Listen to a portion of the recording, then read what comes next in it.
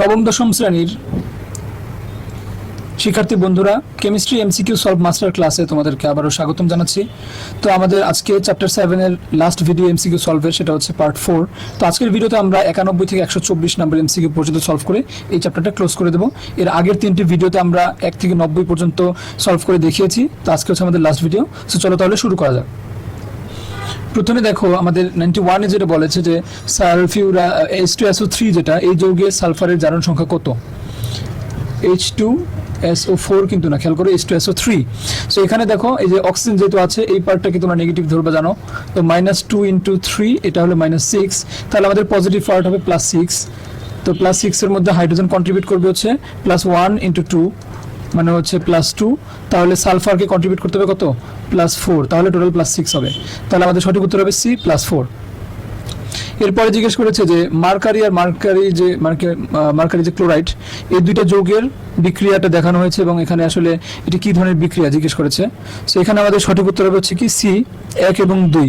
অর্থাৎ এটি একটি জারণ বিজারণ বিক্রিয়া, কারণ এখানে তোমরা যদি খেয়াল করে দেখো, এখানে এই মার্কারিটা হচ্ছে ইলেকট্রন ত্যাগ করেছে, আবার এখানকার মার্কারি ইলেকট্রন গ্রহণ করেছে, এমন হবে। সুতরাং এটা জারণ বিজারণ বিক্রিয়া। আর এটা একটা সংযোজন বিক্রিয়া। কেন? কারণ হচ্ছে এখানে আমরা দুইটা বিক্রিয়ক দেখতে পাচ্ছি আর একটা উৎপাদ।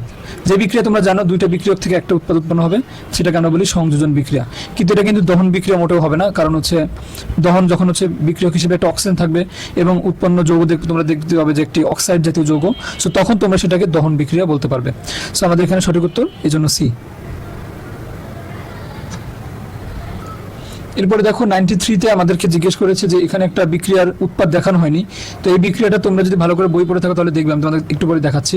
তো এই বিক্রিয়াটিতে এই যে এক্স যৌগটা যে উৎপন্ন হয়েছে, এইটাতে পরমাণুর সংখ্যা কত, এটা আমাদের প্রশ্ন। সো চলো আমরা আগে দেখে নিই যে এই বিক্রিয়াটা আসলে কি বিক্রিয়া। এই যে এখানে দেখো যে তোমাদের অ্যামোনিয়াম সায়ানেট, এটাকে তাপ দিলে কিন্তু যেটা উৎপন্ন হয় সেটা হচ্ছে ইউরিয়া, এবং এই বিক্রিয়াটা হচ্ছে একটা সমানুকরণ বিক্রিয়া।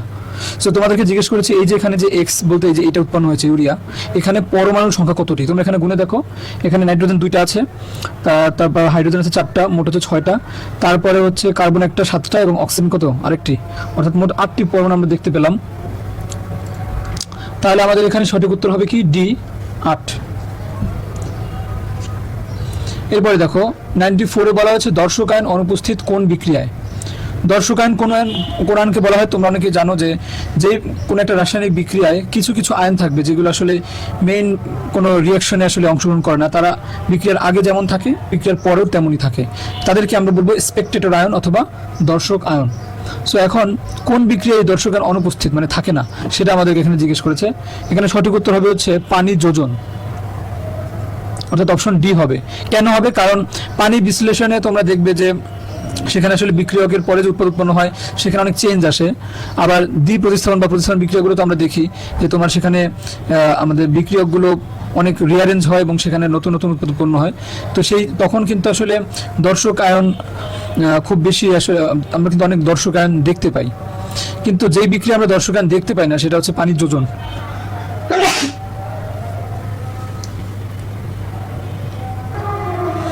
এরপরে 95-এ দেখো, এখানে বলা হয়েছে যে ম্যাগনেসিয়াম এবং অক্সিজেনের যে বিক্রিয়াটা, এই বিক্রিয়াটিতে 1 নম্বরে বলেছে দহন ঘটেছে কিনা। হ্যাঁ, এটা অবশ্যই একটি দহন বিক্রিয়া, কারণ এখানে তোমরা দেখতে পাচ্ছ বিক্রিয়ক হিসেবে আছে অক্সিজেন এবং আমাদের উৎপাদ আছে কি একটা অক্সাইড, ম্যাগনেসিয়ামের অক্সাইড। এরপরে বলেছে 2 নম্বরে ম্যাগনেসিয়াম বিজারক কিনা। হ্যাঁ, ম্যাগনেসিয়াম বিজারক, কারণ এখানে এই যে অক্সিজেন যেটা দেখতে পাচ্ছ, এটা হচ্ছে একটা জারক। অক্সিজেন হচ্ছে একটা জারক পদার্থ, ক্লোরিনের মতন। ক্লোরিন যেমন একটা জারক, অক্সিজেনও জারক। সো তাহলে অবশ্যই ম্যাগনেসিয়াম এখানে কি বিজারক, এবং বিজারক মানে কি ইলেকট্রন যে বর্জন করে বা ত্যাগ করে। এখানে তোমার ডান পাশে যে ম্যাগনেসিয়াম অক্সাইড দেখতে পাচ্ছ, এখানে মূলত ম্যাগনেসিয়ামের জারণ সংখ্যা হচ্ছে +2 আর অক্সিজেন হচ্ছে -2। তার মানে কি ম্যাগনেসিয়াম 2টা ইলেকট্রন বর্জন করেছে আর অক্সিজেন হচ্ছে গ্রহণ করেছে। তাই আমাদের অক্সিজেন জারক আর ম্যাগনেসিয়াম অবশ্যই বিজারক। আর লাস্টে বলা হচ্ছে অক্সিজেন বিজারিত হয়েছে কিনা। হ্যাঁ, যেই জিনিসটা নিজে হচ্ছে জারক, তার ক্ষেত্রে হয় বিজারণ, তাই অক্সিজেন বিজারিত হয়েছে এটা বলা যায়। আবার অন্যভাবে বলা যায়, যেহেতু এখানে অক্সিজেন ইলেকট্রন কি করেছে, অক্সিজেন ইলেকট্রন, আমরা জানি যে বিজারণ হচ্ছে ইলেকট্রন গ্রহণের প্রক্রিয়া আর জারণ হচ্ছে ইলেকট্রন ত্যাগের প্রক্রিয়া। তাই এখানে যেহেতু অক্সিজেন ইলেকট্রন গ্রহণ করেছিল, তাই অক্সিজেন অবশ্যই কি হয়েছে, বিজারিত হয়েছে। সো আমাদের সঠিক উত্তর হবে ডি, 1, 2 এবং 3।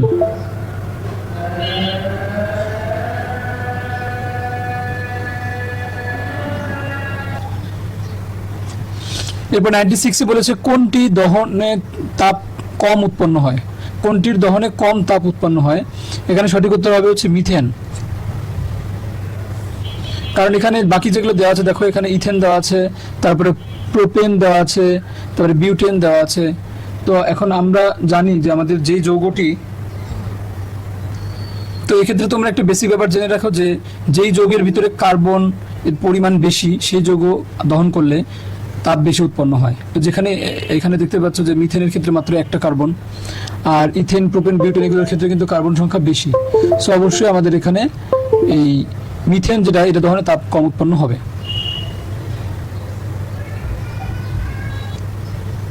97 বলা হয়েছে লোহার চেইনের স্বর্ণের প্রলেপ ব্যবহারের কারণ কোনটি। এটা সঠিক উত্তর হবে হচ্ছে নিষ্ক্রিয়তা, কারণ তোমরা জানো যে লোহা কিন্তু অনেক সক্রিয় একটা মৌল, কিন্তু স্বর্ণ কিন্তু তেমন কোনো সক্রিয় মৌল না। সো বাতাসের উপস্থিতি আমরা জানি যে লোহার সাথে বাতাসের বিক্রিয়ায়, অক্সিজেনের বিক্রিয়া এবং বাতাসের জলীয়বাষ্পের বিক্রিয়ায় তোমরা জানো মরিচা তৈরি হয় এবং লোহার ক্ষয় হয়, কিন্তু তুমি সেখানে যদি স্বর্ণের একটা প্রলেপ দাও তাহলে সেটা দেখতে যেমন সুন্দর হবে, তাছাড়া পাশাপাশি এটা কিন্তু নিষ্ক্রিয়তার সৃষ্টি করবে এবং এর মাধ্যমে লোহার কিন্তু মরিচা তৈরি হবে না। এরপরে পটাশিয়াম নাইট্রেটের নাইট্রোজেনের জারণ সংখ্যা কত। এখন তার মানে তোমাদের পটাশিয়াম নাইট্রেট এটার সংকেত লাগবে, যেটার সংকেত হচ্ছে KNO3, পটাশিয়াম নাইট্রেট। তো এখানে নাইট্রোজেনের জারণ সংখ্যা কত দেখো, এখানে অক্সিজেন হচ্ছে নেগেটিভ পার্ট, তাহলে -2 × 3 মানে -6, আর তার মানে এখানে আমাদের +6 বানাতে হবে। তো পটাশিয়াম আমরা জানি কন্ট্রিবিউট করে হচ্ছে +1, সো তাহলে নাইট্রোজেনকে কন্ট্রিবিউট করতে হবে কত, +5, তাহলে আমাদের সঠিক উত্তর হবে +5। এরপর 99 এর যে কোশ্চেনটা আছে এটা খুবই ইম্পর্টেন্ট একটা কোশ্চেন, এটা ভালো করে বোঝার চেষ্টা করবে যে এখানে অ্যামোনিয়াম হাইড্রোক্সাইড দেওয়া আছে। অ্যামোনিয়াম হাইড্রোক্সাইড তোমরা জানো যে একটি দুর্বল ক্ষার, তার সঙ্গে আমাদের বিক্রিয়া করবে হচ্ছে সালফিউরিক অ্যাসিড H2SO4। তো এই বিক্রিয়াটা তোমাদের চেনার কথা। এখানে আমাদের যেটা উৎপন্ন হবে সেটা হচ্ছে অ্যামোনিয়াম সালফেট এবং তার সঙ্গে আমাদের উৎপন্ন হবে পানি। এখন এখানে আমাদের এই যে অ্যামোনিয়াম সালফেট যেটা উৎপন্ন হলো এটা হচ্ছে একটা লবণ, আর এটা হচ্ছে পানি, অর্থাৎ এটা হচ্ছে একটা কি প্রশমন বিক্রিয়া, কারণ এখানে একটা অ্যাসিড এবং একটা ক্ষার বিক্রিয়া করেছে। তারপরে এখান থেকে সাদা দানাদার পদার্থ উৎপন্ন হয়, এটাও সঠিক, কারণ এখানে এই যে যে অ্যামোনিয়াম সালফেট লবণটা উৎপন্ন হলো এটা হচ্ছে তোমার সাদা দানাদার টাইপের। আর লাস্টে বলেছে যে এখান থেকে প্রাপ্ত উৎপাদের জলীয় দ্রবণের pH এর মান 7 এর কম, এটা সঠিক কিনা, এটাও সঠিক। এর কারণ হচ্ছে তোমরা জানো যে যখন তীব্র অ্যাসিড এবং তীব্র ক্ষার বিক্রিয়া করে তখন আমাদের যে লবণ উৎপন্ন হয় তখন সেটার pH মান হয় 7 বা নিরপেক্ষ। কিন্তু যখন তোমরা মনে রাখবে যে একটা শক্তিশালী অ্যাসিডের সঙ্গে দুর্বল ক্ষার বিক্রিয়া করে তখন কিন্তু আসলে যে লবণ উৎপন্ন হয় সেটাও কিন্তু কিছুটা অম্লীয় টাইপের হয় বা অ্যাসিডিক টাইপের হয়। এবং তোমরা জানো যে অ্যাসিড মানে pH এর মান অবশ্যই 7 এর কম। সো সেই জন্য আমাদের এখানে সঠিক উত্তর হবে ডি, 1, 2 এবং 3। তো এরপরে 100 বলা হয়েছে যে সালফাইড যে যৌগমূলকটা আছে এই সালফাইডের এসের জারণ মানটা কত। তো এখানে দেখো সালফাইডের কিন্তু আমাদের উপরে জারণ সংখ্যা হচ্ছে -2। সো এখন আমরা যদি সালফারেরটা ধরে নেই যে সালফারের জারণ সংখ্যা আমরা জানি না, তাহলে সেটা হচ্ছে x, তাহলে x ধরলাম। আর অক্সিজেনের তো আমরা জানি অক্সিজেন হচ্ছে -2 আর আছে হচ্ছে 3টা, তাহলে -2 × 3 ইকুয়ালস টু হবে কত, ইকুয়ালস টু হবে হচ্ছে যেটা ওদের চার্জ অর্থাৎ -2। তো এখান থেকে আমাদের x এর ভ্যালুটা বের করা খুব ইজি, x -6 ইকুয়ালস টু -2 বা x equals to -2 + 6 equals to কত, +4। তো আমাদের সঠিক উত্তর হবে +4। সো যেগুলো এরকম উপরে চার্জ থাকবে -2 -3 যেটাই থাকুক সেটাকে তোমরা এই স্টাইলে করবে যে যেটা অজানা সেটাকে x ধরবা আর যেটা জানো সেটাকে লিখে এরপরে সমান সমান দিয়ে ডান পাশে সেই চার্জের মানটা লিখে এরপর x এর ভ্যালুটা বের করে নিবা।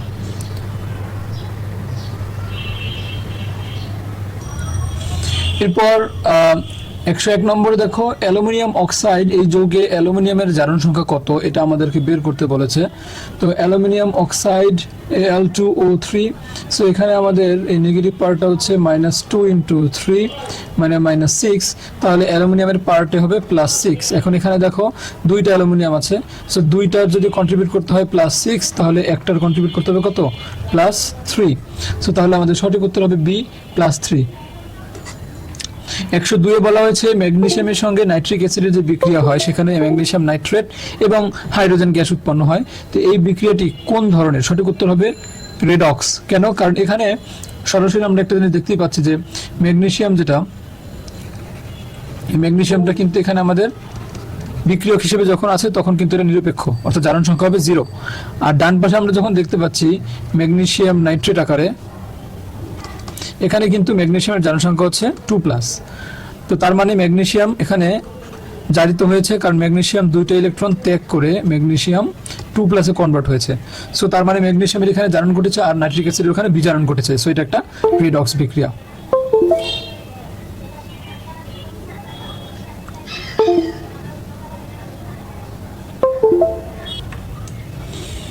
এরপরে জিজ্ঞেস করেছে যে 103 নম্বরে ভিনেগারের নিচের কোন অ্যাসিডটি উপস্থিত থাকে। ভিনেগারে উপস্থিত থাকে হচ্ছে অ্যাসিটিক অ্যাসিড। তোমরা জানো যে ইথানোয়িক অ্যাসিড যেটা CH3COOH, সেই অ্যাসিডটারই আরেকটা নাম হচ্ছে অ্যাসিটিক অ্যাসিড, এবং এটারই কিন্তু 6 থেকে 10% জলীয় দ্রবণটা সেটা হচ্ছে আমাদের ভিনেগার বা সিরকা। এরপর 104 নম্বর, মৌমাছি কামড় দিলে ক্ষতস্থানে কোনটি ব্যবহার করা যেতে পারে। তোমরা জানো যে মৌমাছি, পিঁপড়া এগুলো কামড় দিলে কিন্তু সেখানে জ্বালা পোড়া হয় প্রচন্ড, এবং সেটা হয় মূলত ফর্মিক অ্যাসিডের কারণে। সো আমাদের অ্যাসিডের কারণে যেহেতু এটা ঘটছে, সো আমরা এটাকে প্রশমিত করার জন্য অবশ্যই আমাদের ক্ষারধর্মী কিছু ব্যবহার করতে হবে। সো আমরা অবশ্যই এখানে যেটা ব্যবহার করবো সেটা হচ্ছে কলিচুন বা চুন। তোমরা জানো যে চুন এটা কিন্তু ক্যালসিয়ামের একটি যৌগ, এবং ক্যালসিয়ামের যৌগ তার মানে এটা কিন্তু অবশ্যই একটি ক্ষারধর্মী। তো যদি আমরা কলিচুন লাগাই তাহলে সেক্ষেত্রে প্রশমন বিক্রিয়া ঘটে, এবং সেখানে আমাদের অ্যাসিডটার কারণে যে জ্বালা পোড়া হয় সেটাও কিন্তু দূর হয়ে যায়। এরপর 105 নম্বর বলা হচ্ছে অ্যান্টাসিড জাতীয় ঔষধ সেবনে কোন ধরনের বিক্রিয়া সম্পন্ন হয়। অ্যান্টাসিড তোমরা জানো যে অ্যালুমিনিয়াম হাইড্রোক্সাইড বা ম্যাগনেসিয়াম হাইড্রোক্সাইড জাতীয় এক ধরনের যৌগ। সো সেই ওষুধগুলো হচ্ছে ক্ষারধর্মী, এবং আমাদের পেটে অ্যাসিড তৈরি হলে আমরা খাই যেহেতু, সো এখানে অ্যাসিড এবং ক্ষারের বিক্রিয়া হয়, অর্থাৎ এখানেও কিন্তু আমাদের প্রশমন বিক্রিয়া ঘটে। এরপরে 106 নম্বরে দেখো সালফিউরিক অ্যাসিডের সঙ্গে ম্যাগনেসিয়াম অক্সাইড অর্থাৎ অ্যাসিড এবং ক্ষারের বিক্রিয়া দেখানো হয়েছে। তো এখানে আমাদেরকে জিজ্ঞেস করা হয়েছে যে কোনটি সঠিক।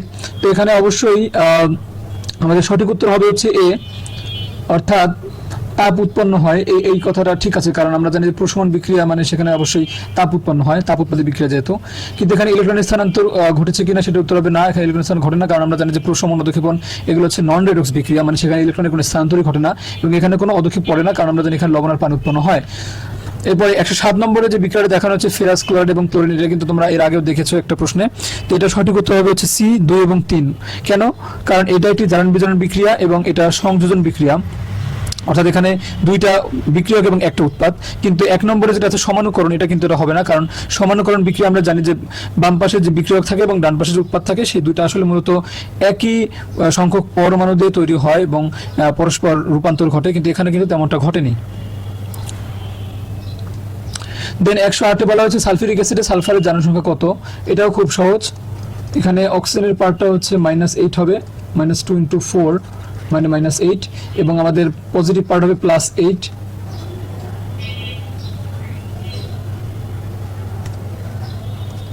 তো এখানে হাইড্রোজেন কন্ট্রিবিউট করে হচ্ছে +2, আর সালফার তাহলে কন্ট্রিবিউট করবে +6।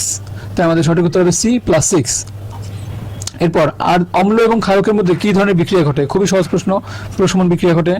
এবার 110 বলা হচ্ছে বিক্রিয়ায়, এখানে যে বিক্রিয়া দেখানো হয়েছে কার্বন এবং লেড অক্সাইডের, এখানে এই বিক্রিয়া কোনটি জারক। এখানে জারক হবে সেটি যেটা হচ্ছে তোমরা জানো ইলেকট্রন কি করে, গ্রহণ করে, আর বিজারক হচ্ছে বর্জন করে। সো এখানে উত্তর হবে হচ্ছে ডি, লেড অক্সাইড। কারণ হচ্ছে এখানে এই যে কার্বন যেটা দেখতে পাচ্ছ, এখানে কার্বনের কিন্তু জারণ সংখ্যা 0, আর এখানে কিন্তু কার্বনের জারণ সংখ্যা কত, +2, অর্থাৎ এখানে কার্বন 2টা ইলেকট্রন ত্যাগ করেছে। আর এখানে লেডের যেখানে পিবিও যেটা দেখতে পাচ্ছ, এই লেডের এখানে কিন্তু জারণ সংখ্যা ছিল +2, কিন্তু এখানে কিন্তু দেখো লেড হচ্ছে নিরপেক্ষ পরমাণু, সো এখানে এটা জারণ সংখ্যা 0। সো +2 থেকে 0 কিভাবে হয়, যখন হচ্ছে ইলেকট্রনটা গ্রহণ করে তখনই কিন্তু সেটা নিরপেক্ষ পরমাণুতে কনভার্ট হয়। সো এখানে আমাদের সঠিক উত্তর লেড অক্সাইড। তো এখানে আমাদের এখানে যে বিক্রিয়াটা ছিল যে কার্বন আর হচ্ছে লেড অক্সাইডের, এই বিক্রিয়া থেকে আমাদের আরেকটি প্রশ্ন করা হয়েছে যে এই বিক্রিয়াটিতে আসলে কি ঘটে। এখানে সঠিক উত্তর আমাদের হবে হচ্ছে ডি, মানে 1, 2 এবং 3 সবগুলো সঠিক। কেন দেখো, কারণ আমাদের ওখানে আমরা যদি একবার একটু দেখি বিক্রিয়াটা, কার্বনের সঙ্গে লেড অক্সাইডের বিক্রিয়া উৎপন্ন হয় কার্বন মনোক্সাইড এবং লেড। সো এখানে আমাদের লেড অক্সাইডটা বিজারণ ঘটে, এখানে বিজারণ ঘটে, কারণ তোমরা দেখেছো যে আমাদের Pb2+ যেটা ছিল সেটা 2টা ইলেকট্রন গ্রহণ করেছে, আর ইলেকট্রন গ্রহণের বিক্রিয়া অবশ্যই বিজারণ, গ্রহণ করে সেটা নিরপেক্ষ পিবিতে কনভার্ট হয়েছে। আচ্ছা, আর তার মানে অবশ্যই এখানে এই পার্টটা হচ্ছে আমাদের জারণ, তাহলে সেটা হচ্ছে কার্বনের জারণ হয়েছে বলা হয়েছে, কারণ কার্বন হচ্ছে এখানে 2টা ইলেকট্রন ত্যাগ করেছিল।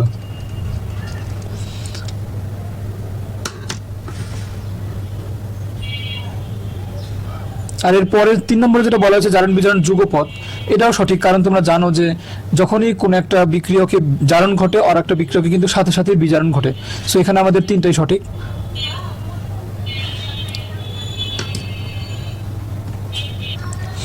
এরপর 112তে বলা হয়েছে হাইড্রোজেন সালফাইড যে যৌগটা এখানে দেওয়া আছে দেখতে পাচ্ছি H2S, এই যৌগে সালফারের সুপ্ত যোজনী কত? তো সুপ্ত যোজনী জিনিসটা কি? সুপ্ত যোজনী জিনিসটা হচ্ছে তোমরা জানো যে কিছু কিছু মৌলের কিন্তু একাধিক যোজনী থাকে, যেমন সালফার, এটার কিন্তু তোমরা জানো যে 3টা যোজনী আছে, 2, 4 অথবা 6। তার মানে এখানে এটার সর্বোচ্চ যোজনী হচ্ছে 6। এখন সুপ্ত যোজনী বের করার যে সূত্রটা সেটা হচ্ছে সর্বোচ্চ যোজনী থেকে তোমরা বিয়োগ করবে হচ্ছে সক্রিয় যোজনী। অর্থাৎ এখানে যেমন দেখো সালফারের সর্বোচ্চ যোজনী হচ্ছে 6, আর সক্রিয় যোজনী জিনিসটা হচ্ছে তোমার যেই যৌগটা দেয়া আছে এই যৌগে এখন সালফারের যোজনী কত। এখানে দেখো H2S যেহেতু আছে, তার মানে আমরা বুঝতেই পারছি সালফারের এখানে যোজনী হচ্ছে কি 2- আর হাইড্রোজেন হচ্ছে, যেহেতু 2টা আছে হাইড্রোজেন সব মিলিয়ে হচ্ছে +2। সো তার মানে এখানে সালফারের যে সক্রিয় যোজনী সেটা হচ্ছে 2। তাহলে 6 থেকে আমরা যদি 2 বিয়োগ করি তাহলে হয় হচ্ছে 4, এবং তাই আমাদের সঠিক উত্তর হবে C4। এরপর 113তে বলা হচ্ছে মরিচার সংকেত কি? এটা তোমাদের বই হুবহু দেওয়া আছে, সেটা হচ্ছে তোমার আমরা জানি আয়রনের একটা অক্সাইড, সেটাকে আমরা মরিচা বলি, এবং সেটা হচ্ছে এই যে সি নম্বরে যেটা আছে Fe2O3.NH2O এটা। এবং 114তে বলা হচ্ছে কোন দুইটি যৌগে হাইড্রোজেন এর জারণ মান যথাক্রমে +1 এবং -1? তোমরা জানো যে মাঝে মাঝে হাইড্রোজেনের জারণ সংখ্যা +1 হতে পারে, আবার কখনো কখনো -1 হতে পারে। সো এখন প্রথমে যখন হাইড্রোজেনটা উপস্থিত থাকে শুরুতে, তখন তোমরা খেয়াল করবে সেখানে কিন্তু +1 হয়, আর যৌগের যদি শেষ অংশ অর্থাৎ পরের অংশ যদি হাইড্রোজেন থাকে তখন সেটা হয় কি -1, অর্থাৎ হাইড্রাইড যে যৌগগুলো সেগুলোতে -1 হয়। সো এখানে দেখো আমাদের সঠিক উত্তর হবে ডি, কারণ NH3 যেটা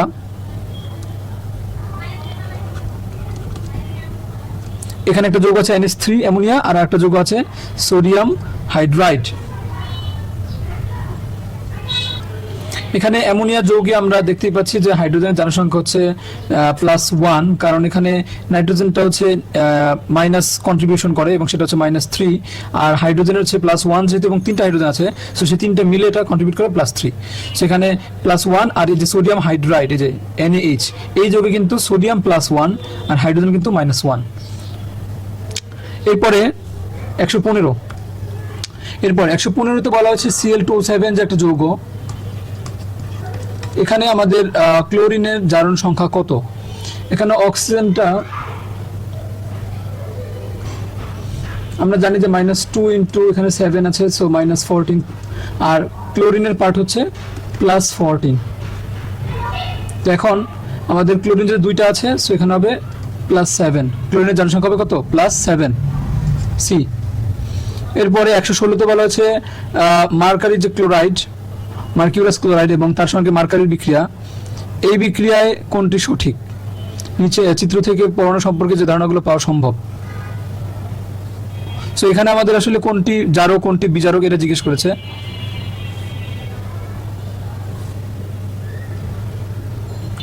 এই প্রশ্নটা আমরা আগেও সলভ করে ফেলেছি একবার, এটা আরেকবার রিপিট হয়েছে। সো এটা সঠিক উত্তর হবে হচ্ছে এ 1 ও 2, অর্থাৎ এখানে আমাদের সঠিক হচ্ছে এখানে মার্কারি যে আয়নটা এটা হচ্ছে জারক, আর এখানে যে নিরপেক্ষ মার্কারি ছিল সেটা হচ্ছে বিজারক। অর্থাৎ এখানে এই মার্কারি যে 2+ আয়নটা এটা হচ্ছে আমাদের ইলেকট্রন গ্রহণ করে সেটা দেখো এখানে কিন্তু এই যে নিরপেক্ষতে যৌগতে কনভার্ট হয়েছে, আর যেটা আমাদের মার্কারি নিরপেক্ষ পরমাণু ছিল সেটা আবার কিন্তু 2টা ইলেকট্রন গ্রহণ করে সেটা কিন্তু আয়নে কনভার্ট হয়েছে। এরপর এই কোশ্চেনটা আমাদের আগে ছিল, সেটা হচ্ছে তোমার ক্রায়োলাইট যৌগে অ্যালুমিনিয়ামের জারণ সংখ্যা কত? এটার উত্তর হবে হচ্ছে +3।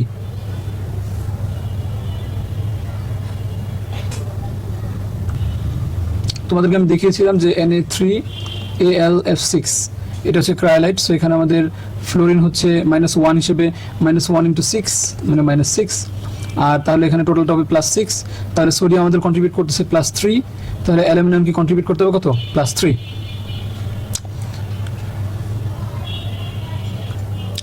তো এই 118 নম্বর যে কোশ্চেনটা এখানে বলা হয়েছে যে ফেরাস নাইট্রেট, এই ফেরাস নাইট্রেটের দ্রবণে আমরা যদি সোডিয়াম হাইড্রোক্সাইড ক্ষারটা যোগ করি তাহলে উৎপন্ন পদক্ষেপের বর্ণ কিরূপ হবে। তো এই যে আয়রনের যৌগ যেটা হচ্ছে ফেরাস যৌগ আর হচ্ছে সোডিয়াম হাইড্রোক্সাইড, এদের বিক্রিয়া করলে আসলে যে পদক্ষেপটা তৈরি হয় সেটা হচ্ছে ফেরাস নাইট্রেট। এরকম একটা বিক্রিয়া কিন্তু তোমাদের বইয়ে কাছাকাছি একটা বিক্রিয়া আছে, দেখো ফেরাস সালফেটের কথা এখানে বলা আছে, এখানেও কিন্তু এটা ফেরাস, তার সঙ্গে সোডিয়াম হাইড্রোক্সাইড যোগ করলে এই যে আমাদের বলা হচ্ছে যে ফেরাস হাইড্রোক্সাইড উৎপন্ন হয়, এর পদক্ষেপ তৈরি হয়, এবং সেটা কিন্তু ফেরাস হাইড্রোক্সাইড সবুজ বর্ণের পদক্ষেপ এখানে লেখা আছে। সো ফেরাস হাইড্রোক্সাইড যেভাবে উৎপন্ন হোক সেটা কিন্তু সবুজ বর্ণের হয়। সো আমাদের এখানে এই বিক্রিয়ার ক্ষেত্রে আমাদের ফেরাস হাইড্রোক্সাইড উৎপন্ন হয় এবং সোডিয়াম নাইট্রেট উৎপন্ন হয়। তো সোডিয়াম নাইট্রেট এখানে আমাদের জন্য ইম্পর্টেন্ট, আমাদের ইম্পর্টেন্ট হচ্ছে ফেরাস হাইড্রোক্সাইড। তো ফেরাস হবে কিভাবে বুঝবাই, যেখানে দেখো আয়রনের সঙ্গে এখানে কিন্তু যে নাইট্রেটের অংশ কিন্তু 2 দেওয়া আছে, অর্থাৎ এখানে কিন্তু আয়রনের যোজনী হচ্ছে 2, অর্থাৎ এখানে Fe2+ আয়নটা আছে, সো এটা ফেরাস। আর যদি Fe3+ থাকো তাহলে তো ফেরিক, এবং সেটার বর্ণ হয়তো বাদামি বর্ণের হতো। তো এখানে আমাদের সঠিক উত্তর হবে হচ্ছে সবুজ। এরপর 119 বলা হয়েছে যে আমাদের যে ফসফরাস পেন্টাক্লোরাইড, এখান থেকে আমরা ফসফরাস ট্রাইক্লোরাইড এবং ক্লোরিন যদি উৎপন্ন হয়, এই বিক্রিয়াটা ডেলিচের মান আমরা দেখতে পাচ্ছি প্লাস। তো এখন এই বিক্রিয়া উৎপাদনের পরিমাণ বৃদ্ধি করা যায় কিভাবে, অর্থাৎ লাসাদ্রিয়ার নীতি অনুসারে এই যে একটা বিক্রিয়া আমরা দেখতেই পাচ্ছি ডেলিচের মান প্লাস, তার মানে এটা তাপহারী বিক্রিয়া, তাপহারী বিক্রিয়া অর্থাৎ সামনের দিকে গেলে তাপ শোষণ করে বা তাপ হারায়, আর পিছনে দিকে গেলে তাপ উৎপাদন হয়। তো এখানে বলা হয়েছে যে আমরা বিক্রিয়ায় উৎপাদনের পরিমাণটা আমরা কিভাবে বৃদ্ধি করতে পারবো। তো উৎপাদ যদি বৃদ্ধি করতে চাই তাহলে তো অবশ্যই আমাকে বিক্রিয়ার সামনের দিকে আগাতে হবে, কারণ আমরা জানি যে উৎপাদ বিক্রিয়ার সম্মুখ দিকে গেলেই তৈরি হয়। সো তাহলে সেক্ষেত্রে আমাদের যেটা করতে হবে, এখানে সঠিক উত্তর হবে সি 1 ও 3। এর মানে হচ্ছে আমরা যদি এই 3 নম্বরে দেখো তাপমাত্রা যদি আমরা বৃদ্ধি করি তাহলে এটা আবার সাম্যাবস্থা আনার জন্য তাপ হ্রাস করতে চাইবে, তো তাপ হ্রাস করতে গেলে এই বিক্রিয়া কি করা লাগে, সামনের দিকে যাওয়া লাগে, এবং সেটা আমাদের দরকার। আবার এখানে চাপের যে ব্যাপারটা, এখানে দেখতে পাচ্ছি আমরা 1 মোল, আর এখানে দেখতে পাচ্ছি ডান পাশে কয় মোল, 1 মোল এবং 1 মোল যোগ 2 মোল, অর্থাৎ 1 মোল বাম পাশে, ডান পাশে হচ্ছে 2 মোল। সো আমরা যদি এখানে চাপটা হ্রাস করি তাহলে সেটা চাপ বৃদ্ধি করার জন্য সামনের দিকে যাবে, কারণ এখানে যেহেতু 1 মোল বিক্রিয়ক আর 2 মোল উৎপাদ, সো অবশ্যই সামনের দিকে গেলে চাপ বাড়ে। সো চাপ হ্রাস যদি করে ফেলি তাহলে এটা চাপ বাড়ানোর জন্য এটা সামনের দিকে অগ্রসর হবে, এবং সেটা কিন্তু আমরা চাচ্ছি। সো তাই সঠিক উত্তর হবে 1 এবং 3। 120-তে বলা হয়েছে জারণ সম্ভব কোন আয়নটিতে। এরকম প্রশ্ন অনেকবারই আমরা এটাকে সলভ করেছি, যে যেই আয়নটি ফার্দার এখান থেকে আয়নটি থেকে আমরা ইলেকট্রন ত্যাগ করতে পারবো তাহলে সেটার কিন্তু জারণ সম্ভব। সো এখানে সঠিক উত্তর হবে ডি 1, 2, 3, কারণ হচ্ছে 3টা আয়নই এটা সম্ভব, কারণ এখানে দেখো Fe2+, এখানে কিন্তু এই আয়নটির ক্ষেত্রে জারণ সম্ভব, অর্থাৎ যেই আয়নটির ক্ষেত্রে জারণ সম্ভব সেটা তার মানে কি, সেখানে হচ্ছে এটা বিজারক হিসেবে কাজ করে, আর বিজারক মানে আমরা কি জানি, ইলেকট্রন বর্জন করে। সো এখানে আমাদের তো যদি এই আয়রন 2+ এটা যদি একটা ইলেকট্রন ত্যাগ করে তাহলে কিন্তু স্টিল এটা অন্য একটা আয়নে কনভার্ট হতে পারে, সেটা হচ্ছে ফেরিক আয়ন, ফেরাস থেকে ফেরিক। আবার একইভাবে দেখো Q+ আয়ন যেটা Cu+, এটাও কিন্তু ইলেকট্রন ত্যাগ করতে পারে, ত্যাগ করে Cu2+ এ কনভার্ট হতে পারে, কিউপ্রিক। আবার Sn2+ যেটা টিনের আয়ন, স্ট্যানাস আয়নটা কিন্তু 2টা ইলেকট্রন ত্যাগ করতে পারে, এবং Sn4+ যেটা স্টেনিক আয়ন সেটাতে কনভার্ট হতে পারে, অর্থাৎ এখানে সবগুলো আয়নই কিন্তু ইলেকট্রন ত্যাগ করতে পারছে। আর যেহেতু ইলেকট্রন ত্যাগ করার প্রক্রিয়া আছে জারণ, সো আমাদের সবগুলোই সঠিক। এরপরে 121-এ বলা হয়েছে যে ফেরাস সালফেট দ্রবণের সঙ্গে সোডিয়াম হাইড্রোক্সাইড দ্রবণের বিক্রিয়া। এটা একটু আগে তোমাদেরকে আমি দেখিয়েছিলাম, দেখো তোমাদের বইয়ের যে বিক্রিয়াটা ফেরাস সালফেটের সঙ্গে সোডিয়াম হাইড্রোক্সাইডের যে বিক্রিয়া, এখানে আমরা দেখতে পাচ্ছি ফেরাস হাইড্রোক্সাইডের একটা পদক্ষেপ পড়ে, এবং সেটা হচ্ছে সবুজ বর্ণের। এখন দেখা যাক আমাদের এখানে কি জিজ্ঞেস করেছে। আমাদের এখানে বলেছে যে অদ্রবণীয় সোডিয়াম সালফেট উৎপন্ন করে, অদ্রবণীয় সোডিয়াম সালফেট। তো এখানে দেখো যে বিক্রিয়ায় এই যেখানে কিন্তু আমাদের সোডিয়াম সালফেট উৎপন্ন হয়েছিল যেটা অদ্রবণীয়, তার মানে এটা সঠিক। এরপরে বলেছে যে ফেরাস হাইড্রোক্সাইড পদক্ষেপ পড়ে, হ্যাঁ এটাও সঠিক। আবার হালকা সবুজ বর্ণের ফেরাস হাইড্রোক্সাইড উৎপন্ন করে, এটাও সঠিক। সো আমাদের সঠিক উত্তর হবে হচ্ছে ডি 1, 2 এবং 3। এরপর 122-তে বলা হয়েছে পানিতে অদ্রবণীয় লবণ কোনটি। এখানে সঠিক উত্তর হবে সি ব্যারিয়াম সালফেট। তোমরা জানো যে ব্যারিয়ামের যে যৌগ আর হচ্ছে সিলভারের যে যৌগগুলো, সিলভার ক্লোরাইড, সেই যৌগগুলো কিন্তু পানিতে অদ্রবণীয় হয়, সেটা তোমাদের বই আমি দেখিয়েছিলাম। এরপর 123-তে বলা হয়েছে যে এখানে যে কিউপ্রিক ক্লোরাইড, এটার সঙ্গে আমাদের যে বিক্রিয়াটা ক্লোরিনের, তো এখানে এই বিক্রিয়াটি কোন শ্রেণীর, এটা সঠিক উত্তর হবে সংযোজন। কারণ কি এখানে দেখো 2টা আমাদের বিক্রিয়ক আছে আর একটা উৎপাদ, সো এটা অবশ্যই কি সংযোজন বিক্রিয়া। আর সর্বশেষ 124-এ যে বিক্রিয়াটা বলা হয়েছে যে চুনের পানিতে অতিরিক্ত কার্বন ডাইঅক্সাইড যোগ করলে কোনটি উৎপন্ন হয়, এটা সঠিক উত্তর হবে সি ক্যালসিয়াম বাইকার্বনেট বা ক্যালসিয়াম হাইড্রোজেন কার্বনেট। কেন? কারণ নর্মালি চুনের পানি বলতে আমরা কি বুঝি, আমরা চুনের পানি বলতে বুঝি ক্যালসিয়াম অক্সাইড, তার সঙ্গে আবার হচ্ছে কার্বন ডাইঅক্সাইড। তো নর্মালি আমাদের এটা উৎপন্ন হয় ক্যালসিয়াম কার্বনেট, কিন্তু আমরা যদি অতিরিক্ত পরিমাণে আমরা যদি কার্বন ডাইঅক্সাইড যোগ করি তখন কিন্তু এখান থেকে ফার্দার আবার বিক্রিয়া হয়ে ক্যালসিয়াম বাইকার্বনেটটা উৎপন্ন করে। সো তাই আমাদের সঠিক উত্তর হবে সি।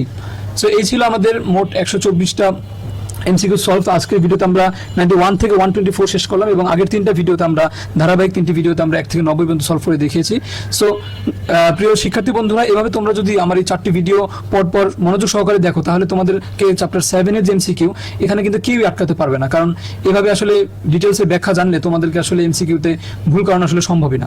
সো এই জন্য আমি আমার পরবর্তী আরও অন্যান্য ভিডিওগুলোতে আমরা কেমিস্ট্রি ফিজিক্স সবগুলোরই আমরা এরকম ধারাবাহিক এমসিকিউ ডিটেলসে সলভের মাস্টার ক্লাসগুলো আপলোড করবো আমার চ্যানেলে। সো সেই ভিডিওতে তোমাদের সঙ্গে আবার দেখা হবে। ততক্ষণ পর্যন্ত আল্লাহ হাফেজ, এবং ভিডিওটি ভালো লাগলে অবশ্যই তোমার বন্ধুদের সঙ্গে এই প্লেলিস্টগুলো শেয়ার করে দিও এবং চ্যানেলটিকে সাবস্ক্রাইব করে রেখো।